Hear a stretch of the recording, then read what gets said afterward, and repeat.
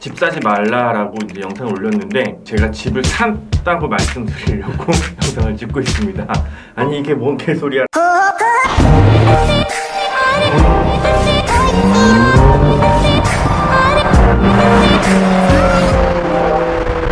네, 여러분 안녕하세요. 오프라인 오가나입니다.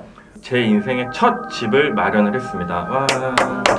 저희 구독자분 5밀리 분 중에 한 분이 그쪽 관련된 일을 하시는 것 같아요.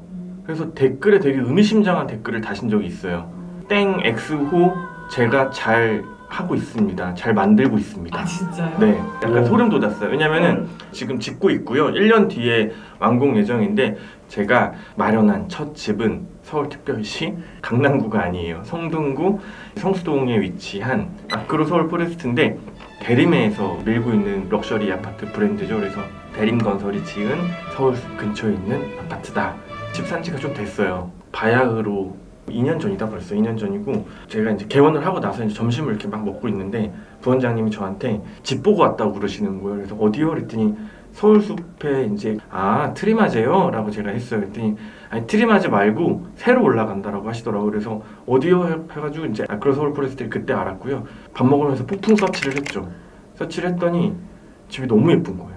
이미지만 봤을 때는 방에서도 서울 시내가 쫙 내려다 보이고 화장실에서도 서울 시내가 쫙 내려다 보여서 사방이 다 서울 시내가 다 보이는 거예요. 출입문 빼고 이건 내 스타일이다.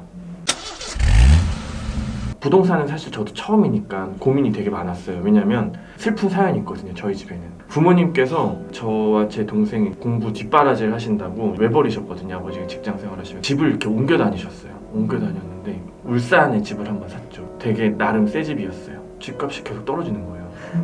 공부할 때 또 제가 또 서울 분당으로 이사 오느라고 손해를 보셨고 분당으로 와서는 분당 집값이 비싸서 못 샀어요. 그래서 또 이제 수지 쪽 분당보다 좀 더 외곽인 곳에서 집을 또 사셨는데 또 떨어졌어요. 또 집값이 떨어졌어. 근데 그때 보니까 울산은 그때 팔았던 때보다 집값이 많이 올랐어요. 또 수지도 또 서울권으로 또 이제 이전을 해야 돼서 그런 바람에 이제 또 판매를 하셨는데 또 그 이후로 또 조금씩 오르더라고요.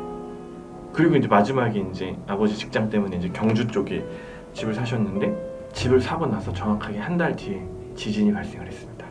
그래서 집값이 또 떨어졌더라고요. 네, 그렇게 슬픈 사연이 이제 3번 있어서 근데 사실 부모님의 어떤 잘못이라기보다는 사시는데 너무 바빴고 그리고 자식들 뒷바라지 하는데 너무 열심히 하셨기 때문에 부동산에 대해서 지식이나 이런 공부하실 시간이 부족했던 것 같아요. 그래서 나는 부동산에 실패하지 말아야겠다 라는 생각이 되게 컸어요. 그러면서 이제 이 집을 딱 봤을 때 뷰가 일단 좋아. 뷰가 일단 좋고 아크로라는 게 이제 네임밸류잖아요. 네임밸류고 그리고 성수동이 강남에 굉장히 인접해 있고 그리고 교통의 요지고 점점 자녀를 덜 낳다 보니까 혼족도 늘어나고 그런 혼족들 중에서도 조금 여유 있는 사람들은 고급 주택을 지향한단 말이에요. 그래서 얘가 단편적으로 트리마제. 갤러리아 폴에는 너무 빨랐어. 시대를 너무 앞서가서 가격 상승이 크진 않았지만 트리마제 같은 경우에는 가격 상승이 컸어요. 보통 30% 정도 올랐거든요. 그래서 이런 추세라면은 트리마제보다 위치가 더 좋고 브랜드 밸류가 더 있는 아크로 서울 포레스트 같은 경우에는 가능성이 있지 않을까. 그래서 개인적인 호기심과 충동 구매 욕구를 억누르면서 이성의 회로가 막 움직였어요. 이 회로가 움직이는 시간이 여러분 정확히 몇 분 걸린지 아세요? 10분입니다. 네, 10분. 밥 먹자마자 숟가락 내려놓고 저희 병원 쉑쉑버거 이전 병원 건물에서 모델하우스죠. 거기까지 걸어서 5분이거든요. 점심시간을 이용해서 바로 갔어요, 여러분. 가가지고 남은 물량 달라고. 높이 그러니까 여기는 이제 10층 밑으로는 층고가 3.3m고요. 되게 높네요. 10층 이상부터는 2.9m. 그래도 높다. 네, 2.9m 면 보통 높네. 아파트 같은 게 2.3m 정도 되거든요. 전체 다 창인데 여기 앞쪽으로 다 한강이 보인다고 생각하면 돼요. 그래요. 근데 그 당시에 미분양이었어요. 왜 미분양이었냐면요. 평당 분양가가 5천만 원이었어요. 그래서 제가 분양받은 아파트가 64평이거든요. 64평 곱하기 5천만 원은 30억이 넘죠. 그렇기 때문에 최고가 분양가였어요. 당시에는 가격이 되게 높아서 미분양이 마침 있었고 줍줍 했죠. 줍줍. 하고 나니까 문득 생각이 드는 거예요. 아, 내가 이 아파트를 감당할 수 있을까? 보통 제 상식에 대출 한 80%? 90% 나오겠지라고 생각을 했는데 이게 투기과열지구. 저는 그때 처음 알았어요. 투기과열지구로 묶여서 대출이 40%밖에 안 나오는 거예요. 띠로리 그럼 자 보세요. 30억이 넘지만 일단 30억이라고 잡고 계약금 3억을 넣고요. 대출이 12억이 나와요. 그러면 잔금이 얼마죠? 15억입니다. 역시 똑똑해요, 정 PD. 잔금 15억을 치러야 돼요, 여러분. 엄청난 이제 사투를 펼쳐야 되는 시기가 곧 남았습니다. 그리고 30억이면은 4.9% 취등록세 거의 2억이에요. 1.5억이 넘죠. 그렇기 때문에 그 나라에 내는 세금만 1.5억인 거예요. 그래서 열심히 사셔야겠네요. 네, 열심히 살아야 됩니다, 여러분. 저 카푸어였지만 하우스푸어가 될 그 날을 기다리고 있습니다. 어쨌든 뭐 충동 구매를 했으니까 마무리를 짓기 위해서 1년을 열심히 좀 준비를 해야 되고요. 지금 이제 핫한 신흥 부촌 아파트 크게 3가지가 있어요. 5가지 정도가 있다. 갑자기. 갤러리아 포레, 서울숲에 있는 갤러리아 포레고 가장 빨리 지어진 녀석인데요. 조금 시대를 너무 앞서간 녀석이에요. 뭐 우리 또 G드래곤 님께서 사시는 걸로 알고 있어요. 별그대 김수현님 살고 계신 걸로 알고 있고, 그래서 연예인분들 많이 살고 있고, 두 번째는 이제 트리마제.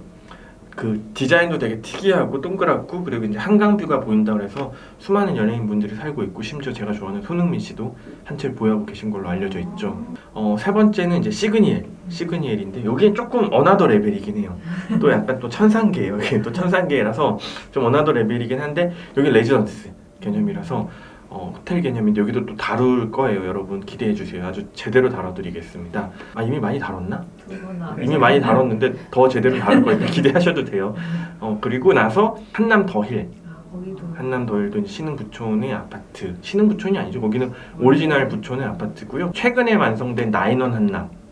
그래서 한남동이 갖고 있는 입지가 되게 있어요. 경부고속도로가 바로 이어지고 강남대로로 바로 넘어갈 수 있는 점, 한남동과 그 위쪽 강북까지 아우르는 점, 그리고 배산 임수의 최적의 풍수지리인 점 등을 고려했을 때 한남동은 정말 좋은 명당이에요. 명당인데 그 중에서도 이제 더힐 같은 경우에는 이미 올랐어. 올 대로 올랐고 사람들의 사는 수준도 높긴 하지만 또 아파트는 낡았더라고요. 제 기준에서는 인테리어가 되게 낡았어요. 헌집은 싫어요. 왜냐면 오를 대로 오른 집을, 헌집을 그 돈을 주고 또 사서 들어가서 고친다?